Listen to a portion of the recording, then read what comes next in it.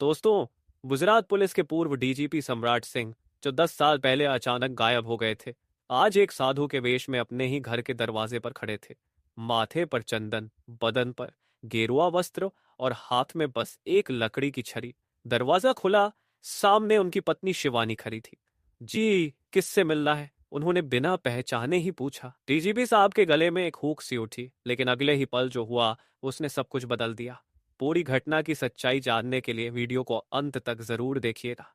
दोस्तों, गुजरात पुलिस के पूर्व महानिदेशक सम्राट सिंह अपनी सख्त कार्यशैली, ईमानदारी और बेखौफ निर्णयों के लिए जाने जाते थे। उन्होंने अपने करियर में अपराध और भ्रष्टाचार के खिलाफ कई ऐतिहासिक फैसले लिए, जिसकी वजह से न सिर्फ आम जनता बल्कि पूरे पुलिस विभाग में भी उनकी छवि एक आदर्श अधिकारी की बन गई थी। लेकिन जितना कड़ा उनका रुतबा पेशेवर दुनिया में था, उतना ही दुखद और संघर्षपूर्ण उनका निजी जीवन रहा। 10 साल पहले जब गुजरात में एक बड़े माफिया गिरोह के खिलाफ अभियान चलाया जा रहा था, तब डीजीपी सम्राट सिंह को जान से मारने की धमकियां मिलने लगी। लेकिन उनकी चिंता खुद की सुरक्षा नहीं थी, बल्कि अपने परिवार की थी।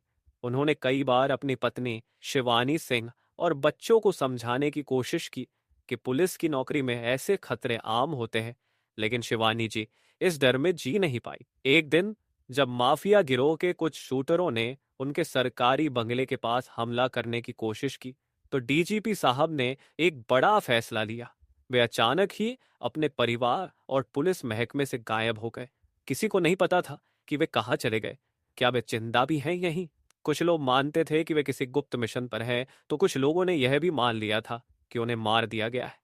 लेकिन सच्चाई यह थी कि डीजीपी सम्राट सिंह ने अपनी पहचान छुपाकर एक साधु का जीवन अपना लिया था। उन्होंने गुजरात के गिर जंगलों में एक आश्रम में सन्यासी के रूप में जीवन बिताया, कठिन तपस्या की, समाज को करीब से समझने का प्रयास किया और खुद को एक आम इंसान की तरह जीने के लिए तैयार किया। अब 10 साल बाद जब उन्हें लगा कि अपराध की दुनिया से जुड़ा खतरा खत्म हो चुका है, तो उन्होंने अपने घर लौटने का फैसला किया।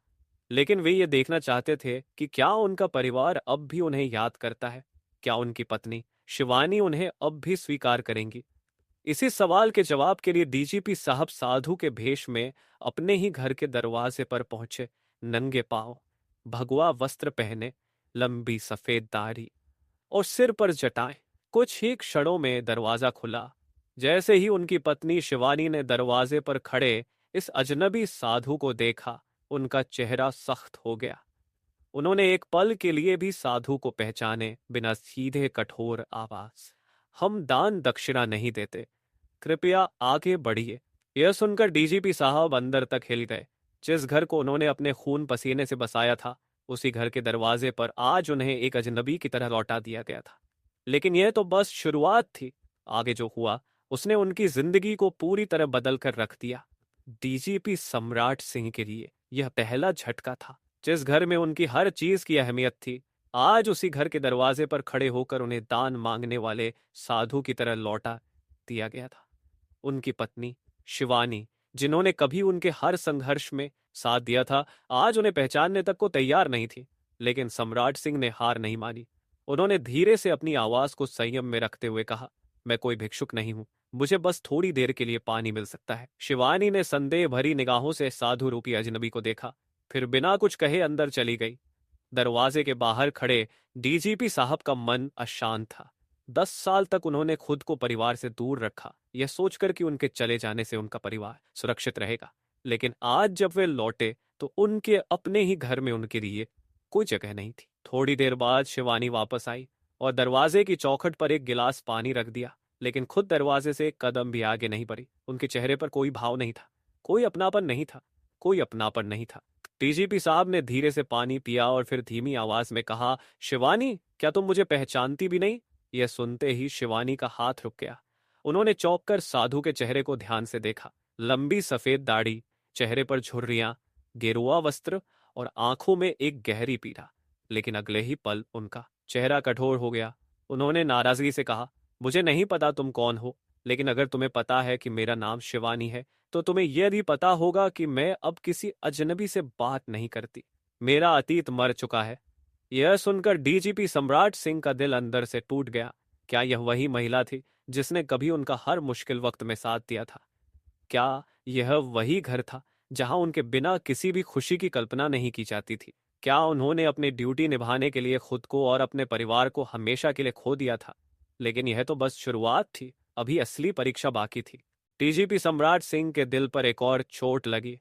जिस पत्नी को उन्होंने हर खुशी देने का वादा किया था, वही आज उनसे अपने अतीत को भूल जाने की बात कर रही थी। वह चाहते थे कि शिवानी उन्हें पहचान ले, उनकी आंखों में वह पुराना अपनापन फिर से झलक जाए, लेकिन वहां सिर्फ गुस्सा, दर्द और ठंडापन था। कुछ देर तक दोनों के बीच गहरी चुप्पी छाई रही।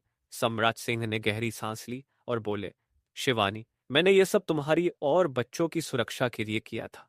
अगर मैं रुकता तो शायद तुम सब आज जिंदा भी नहीं होते। क्या तुम सच में मुझे इतनी आसानी से भुला सकती हो? शिवानी की आंखें गुस्से से लाल हो गई। उन्होंने तड़पते हुए कहा, सुरक्षा? तुमने हमें सुरक्षा दी या तिल तिल कर मरने के लिए छोड़ दिया? तुम्हारे बिना मैंने कितनी रातें रोते हुए। लेकिन सच्चाई यह थी कि डीजीपी सम्राट सिंह ने अपनी पहचान छुपाकर एक साधु का जीवन अपना लिया था। उन्होंने गुजरात के गिर जंगलों में एक आश्रम में सन्यासी के रूप में जीवन बिताया, कठिन तपस्या की, समाज को करीब से समझने का प्रयास किया और खुद को एक आम इंसान की तरह जीने के लिए तैयार किया। अब 10 साल बाद जब उन्हें लगा कि अपराध की दुनिया से जुड़ा खतरा खत्म हो चुका है, तो उन्होंने अपने घर लौटने का फैसला किया। लेकिन वे यह देखना चाहते थे कि क्या उनका परिवार अब भी उन्हें याद करता है, क्या उनकी पत्नी शिवानी उन्हें अब भी स्वीकार करेंगी। इसी सवाल के जवाब के लिए डीजीपी साहब साधु के भेष में अपने ही घर के दरवाजे पर पहुंचे। नंगे पांव, भगवा वस्त्र पहने, लंबी सफेद दाढ़ी और सिर पर जटाएं, और कुछ ही क्षणों में दरवाजा खुला।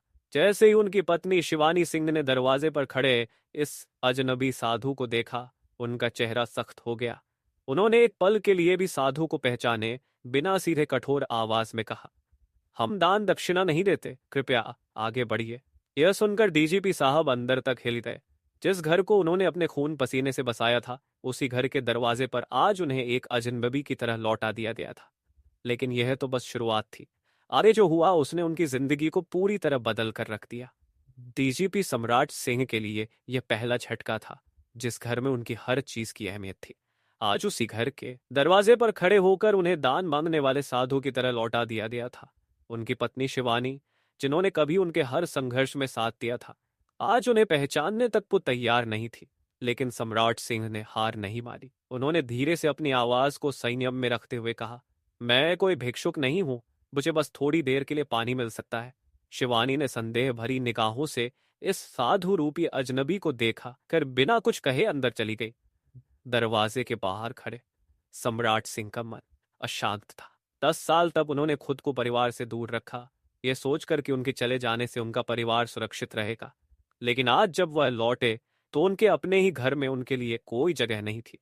थोड़ी देर बाद शिवानी वापस आई और दरवाजे की चौखट पर एक गिलास पानी रख दिया, लेकिन खुद दरवाजे से एक कदम भी आगे नहीं बढ़ी। उनके चेहरे पर कोई भाव नहीं था, कोई अपनापन नहीं था। सम्राट सिंह ने धीरे से पानी पिया और फिर धीमी आवाज में कहा, शिवानी, क्या तुम मुझे पहचानती भी नहीं? यह सुनते ही शिवानी का हाथ रुक गया। उन्होंने चौंक कर साधु के चेहरे को ध्यान से देखा। लंबी सफेद दाढ़ी, चेहरे पर झुर्रियां, केरुआ वस्त्र और आंखों में एक गहरी तीरा। लेकिन अगले ही पल उनका चेहरा कठोर हो गया। उन्होंने नाराजगी से कहा, मुझे नहीं पता तुम कौन हो, लेकिन अगर तुम्हें पता है कि मेरा नाम शिवानी है, तो तुम्हें यह भी पता होगा कि मैं अब किसी अजनबी से बात नहीं करती। मेरा अतीत मर चुका है। यह सुनकर सम्राट सिंह का दिल अंदर से टूट गया। क्या यह वही महिला थी जिसने कभी उनका हर मुश्किल वक्त में साथ दिया था? क्या यह वही घर था जहां उनके बिना किसी भी खुशी की कल्पना नहीं की जाती थी? क्या उन्होंने अपनी ड्यूटी निभाने के लिए खुद को और अपने परिवार को हमेशा के लिए खो दिया था? लेकिन यह तो बस शुरुआत थी, अभी असली परीक्षा बाकी थी। सम्राट सिंह ने गहरी सांस ली और बोले, शिवानी, मैंने यह सब तुम्हारी और बच्चों की सुरक्षा के लिए किया था। अगर मैं रुकता तो शायद तुम सब आज जिंदा भी नहीं होते।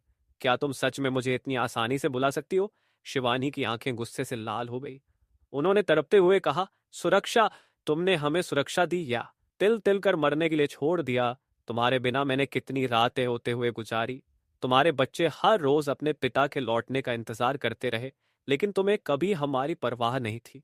तुमने फैसला कर लिया और चले गए, बिना यह सोचे कि हमारे दिल पर क्या बीतेगी। सम्राट सिंह सिर झुकाकर खामोश हो गए। वे जानते थे कि शिवानी गलत नहीं कह रही थी।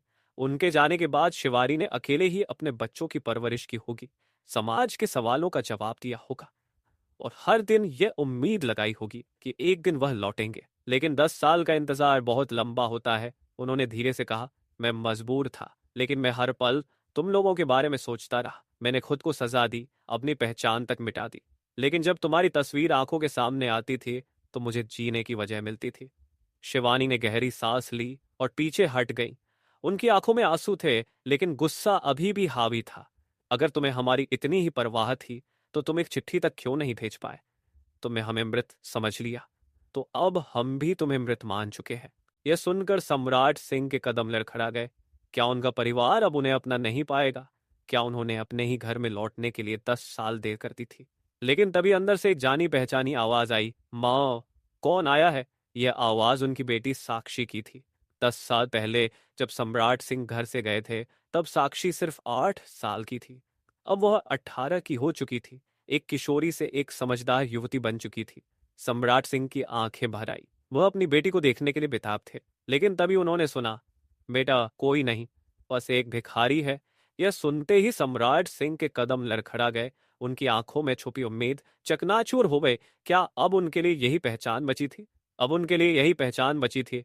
लेकिन यह कहानी का अंत नहीं था, क्योंकि अगले ही पल साक्षी ने दरवाजे की तरफ कदम बढ़ा दिए थे। क्या साक्षी अपने पिता को पहचान पाएगी, या फिर शिवानी अपने गुस्से की आग में सम्राट सिंह को हमेशा के लिए भुला देगी? डीजीपी सम्राट सिंह के लिए शब्द किसी वज्रपात से कम नहीं थे। बस एक भिखारी है। उनकी पत्नी शिवानी ने यह कहकर न सिर्फ दरवाजा बंद करने की कोशिश की, बल्कि उनके अस्तित्व को भी नकार दिया। लेकिन क्या वाकई इतने सालों का रिश्ता इतनी आसानी से मिट सकता था? अंदर से आती साक्षी की हल्की पदचाप सम्राट सिंह के दिल की धड़कनों को तेज कर रही थी। उनके मन में एक ही सवाल था, क्या उनकी बेटी उन्हें पहचान पाएगी? क्या उनकी बेटी उन्हें पहचान पाएगी? क्या उनकी बेटी उन्हें पहचान पाएगी? दरवाजे की चिटकनी खुली और साक्षी ने बाहर सामने एक साधु के वेश में खड़ा दुबला पतला व्यक्ति दिखा, जिसकी आंखों में गहरी उदासी थी। साक्षी ने उसे ऊपर से नीचे तक देखा और ठिठक गई। आप कौन है? साक्षी ने सीधे पूछा। डीजीपी सम्राट सिंह के गले में मानो कोई गांठ पड़ गई। वह अपनी ही बेटी के सामने खड़े थे, लेकिन उसके लिए वह अब एक अजनबी बन चुके थे। उन्होंने कांपती आवाज में कहा, बेटा, मैं तुम्हारा।